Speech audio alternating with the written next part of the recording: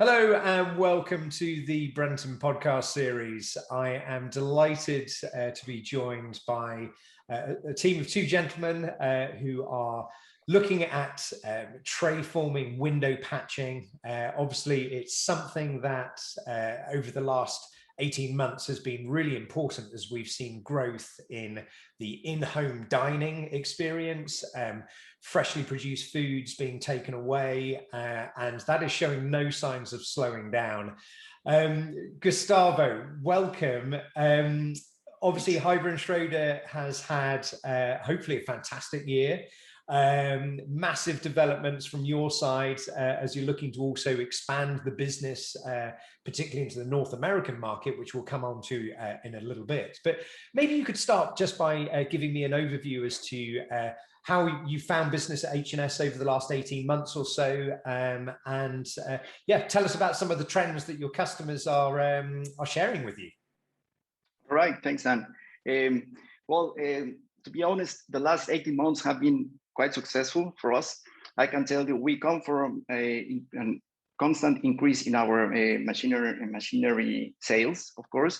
Part of this success that we are experiencing right now is the current trend of plastic replacement, right? Brand owners, as you both are aware already, brand owners are moving from the plastic packaging to some more sustainable packaging, and that has, of course, pushed or increased the sales in from our tray forming equipment. That's from one part. At the same time came this whole very well-known COVID pandemic, which exponentiated this growth that we are experiencing. As you already mentioned, the shelf-ready packaging as well as the fast food packaging, they are mutating like a virus as well. They are changing or evolving, and nowadays people are consuming more food in their homes, more meals. Before, probably you didn't have even one meal at home. Now you have 3 meals at home. Therefore, you need more groceries from the supermarket, and you're buying more packaging very much. So that has exponentiated our sales, of course. And for you to have an idea, when I joined this company back in 2011, we were delivering less than 50 machines per year. Right now, or currently, we deliver more than 100 machines per year. Mostly right now, tray forming. That means of product, our two core businesses or main products are the window patchers and the tray formers. Currently, our product mix, I would say 70% tray formers. Yeah, and it's interesting, Gustavo, because you were talking there about the fact that consumers now are definitely, dining in at home, 3 meals. But obviously, that's then going to put pressure on the supply chain in terms of people are going to want more and more freshly produced foods. So. Do you also feel, though, that the sustainability argument or the agenda is going, really high on people's wish list, that they want plastic replacements, they want sustainable, recyclable products? So do you feel that that is being seen across all of the markets around the world? Not all of the markets, of course.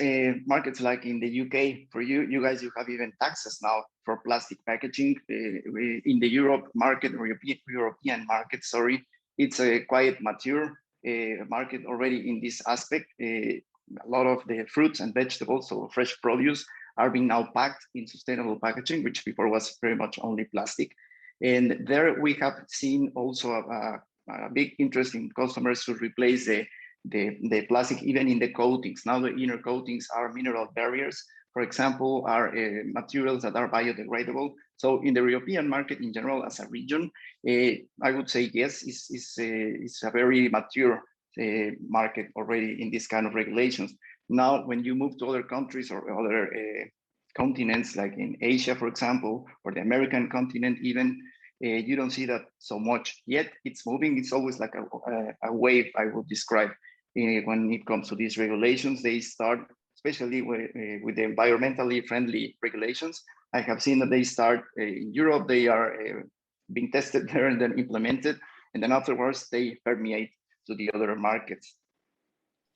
And one of the markets you touched on there, the Americas, North America particularly, I know that this obviously is a legacy market for Heiber+Schröder. You have got some installs there, but you've got some exciting news.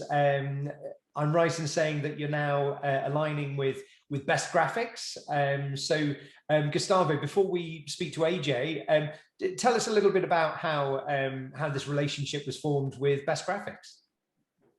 Right. Well, historically, the US market has been our biggest market. We have around about 400 installations in there.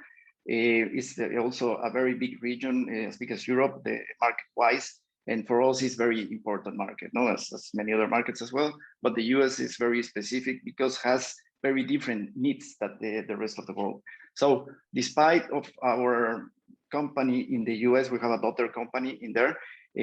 Despite of this company being successful during the last years, we decided, or we saw that there was potential for even more success. And there was also potential to improve the relationship with our customers. We are trying to move from selling machinery to creating relationships. So we are not saying, or we are not describing us as machinery suppliers, but we would like to get to a level where we say we create relationships with the customers, and the machine is just a mean to get to there. So what we saw is that the country being so big and us having not enough staff to cover all this big territory, we didn't have enough touch points for the customers. The American market, the American customers, they don't like to wait. No, I know any customer likes to wait, but in the American market, it's quite pronounced, the situation. They like quick responses and they like everything fast, right? So we saw that need to have this closeness to the customers and to have more boots on the ground, very much, to cover all these territories, to be closer from the customers, to hear their needs, and to be able to bring this feedback to our headquarters and to really improve. So the relationship goes back a couple of years ago, when AJ and myself, we started discussing this possibility of the corporations.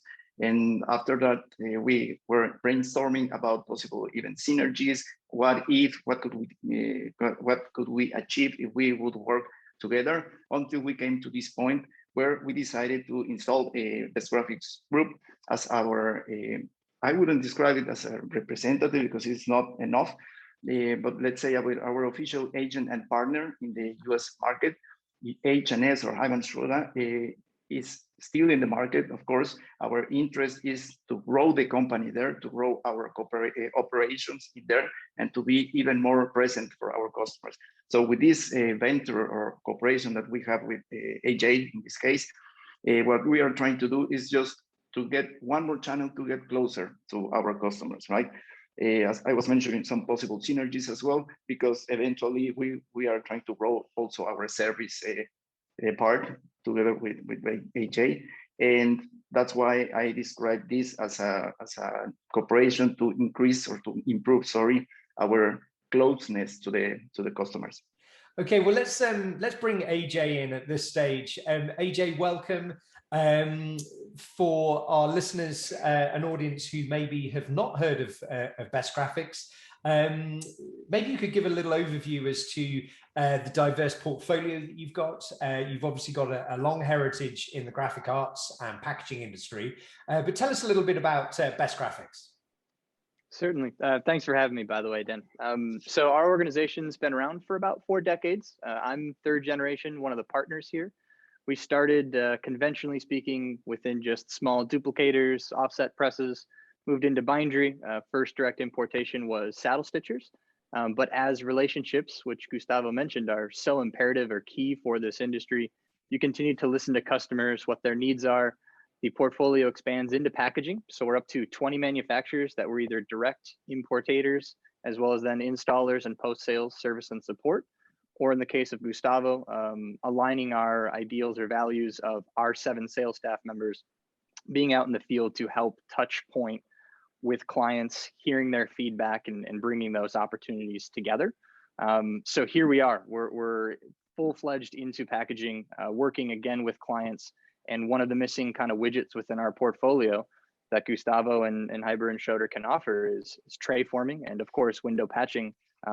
We all know that the folding carton and packaging market is up, And furthermore, we know it's driven a lot by COVID and needing that disposable one-off use project. And here in North America, I believe you both were referencing, we have a change in administration who is certainly looking more towards the non-plastics biodegradables. And also there's markets or regions. So the Pacific Northwest is very strong in terms of an environmental focus. California has tariffs or taxations as well. Some of the Midwest, where we're located here in Wisconsin, would be the same. So as we find those pockets and as we can layer over, capture more market share from Gustavo's team, I think it's a real win-win for us as two entities, but ultimately for organizations as well. And AJ, what's been really noticeable, possibly over the last 10, 12 years, I guess, has been the commercial printers who've probably started to see a little bit that the writing's on the wall for, magazines and pamphlets and things. And invariably they take that first move of, they buy an old Heidelberg cylinder, they can die cut a little bit. They think they're now folding carton converters. Is it fair to say that you've been able to work with these clients because of the breadth of your portfolio? It's not just one machine. Invariably, these guys possibly need 2 or 3 pieces to, really affect an entry into a particular market. So, I mean, in the case of tray forming and window patching, for the carton guys, it could also mean maybe a die cutter and other ancillary products. So tell us how you sit down with folding carton converters to actually help them through that process. Most certainly. So I can give an example live right now. Ever a salesman, I've got a client out on the West Coast that calls that says, my business has doubled, was a commercial printer, moved into folding carton, has done well in the last 3 to 5 years to establish himself or themselves. And he's got a problem. Problems are good for salespeople to solve. He needs one 40-inch or B1 format die cutter with stripping. He needs one oversized 57-inch or 145-centimeter die cutter blanker. We sell offline blankers as well, so that would be 3 machines. And then he wants to tap into the window patching space because of the increase or deregulation of the cannabis market here in North America is just beginning. And geographically, he sits well within the agricultural region or kind of labor force for the US. So that means packaging associated with what we're describing here: food, disposable, throwaway, one-off usage. So it's not uncommon for our accounts to buy more than 1 machine from us per transaction. Historically, if we sell about 150 to 175 machine sales per year, our average units per transaction ticks higher than 1 unit. So yes, absolutely. Good insight, Dan. And AJ, just focusing still on the North American market, obviously the folding carton industry, obviously a bit of a boon at the moment. Even in the corrugated industry, those guys are going absolutely gangbuster. There's that funny little crossover market of the microflute, obviously where there's carton board replacements for microflute. Are you seeing much activity there? Because obviously in the European market, I know that microflute is pretty mainstream right now. What sort of growth are you seeing in the North American market for that crossover sort of microflute folding carton part of the market? Certainly. So part of our portfolio breadth within our flatbed die cutter offerings would support both folding carton market as well as corrugate. So we've got 7 sales reps, and we just secured from one of the top 5 North American printers a 98-inch corrugate die cutter to support that side or portion of their business that they had not entered into. Completely relationship based. We probably wouldn't have gotten a seat at the table in years gone by, but because of the trust that we've earned with them over time. So tying it back into Gustavo or Heiber+Schröder specifically, we feel that we can bring relationships or clients to the Heiber+Schröder portfolio because of the trust that Best Graphics has carved out in this market space. And equally, we hope and are certainly going to look into it as a strategy. Gustavo and Heiber+Schröder USA have plenty of very loyal legacy accounts to them. There's no reason that we can't tap into vice versa those projects and say, we've not sat down with you to describe our offline blankers, to describe our portfolio of flatbed die cutters, our folder gluers, our foil stampers. So I do believe that there's plenty to learn and there's no time like this pandemic. I can't say things are slowing down, just like Gustavo, we're busier than ever, but I do believe that clients are looking for solutions right now. And I'm just going to throw this out there speculatively. I wonder if a lot of those old contracts are lost or are gone. People are rewriting the playbook day by day. That means it's ripe for those in the machinery distribution space, where one contract could be handed over to another printer, maybe that younger company who's ready to take that next step. And we're there to support them with the knowledge as well as the machinery, and fingers crossed, deliver on time, because that, like Gustavo said, is certainly a critical component of anybody's purchasing. Gustavo, can I come back to you now? I just really want to talk about the lessons that you as a manufacturer have learned over the last 18 months, very specifically with reference to installation, service, training, etc. Obviously, the appointment with Best Graphics to run alongside H&S USA obviously is a neat fit, because it means that you've got engineers on the ground. But how have you found the last 18 months, and what have you really learned about that aspect of the business, the install, training, and the service? Well, I learned that you must be as flexible as possible and always have a plan B, because, well, before it was quite comfortable. Let's say before, the only problem we had to consider was our own capacity. We have enough technicians, where they were going to install the machines, etc. Nowadays, with the pandemic, first of all, the transportation has been an issue of the equipment itself. You didn't find any containers available, for example, to ship overseas. We didn't find trucks. We didn't find anything. Finally, we found the transportation. Afterwards, we found the situation, or we crashed with the situation that there was a travel restriction. You couldn't go there. It was not allowed. There were not even flights available, or our own people was in quarantine, etc., etc. So we had to go local, and then we had to develop some local forces, service forces or installation forces, to react against this new situation for everybody.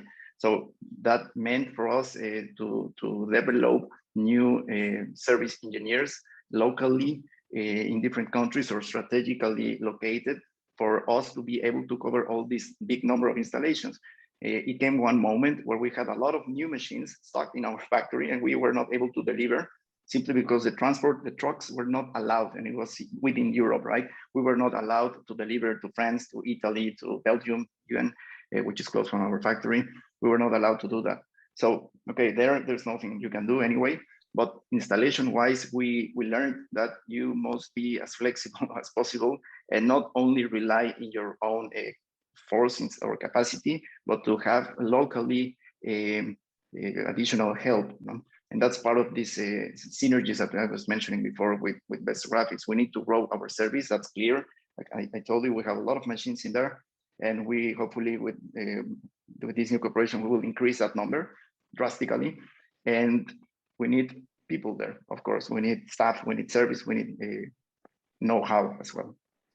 And AJ, from Best Graphics' point of view, obviously North America, there was elements of lockdown, and obviously there are now tightening restrictions again in parts of Florida and Texas, etc. But I mean, how did you guys fare with installations, training, service, etc.?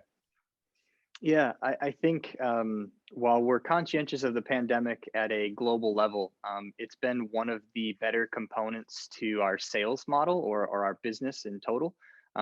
People have grown to trust and rely on purchases from their desk more than ever before.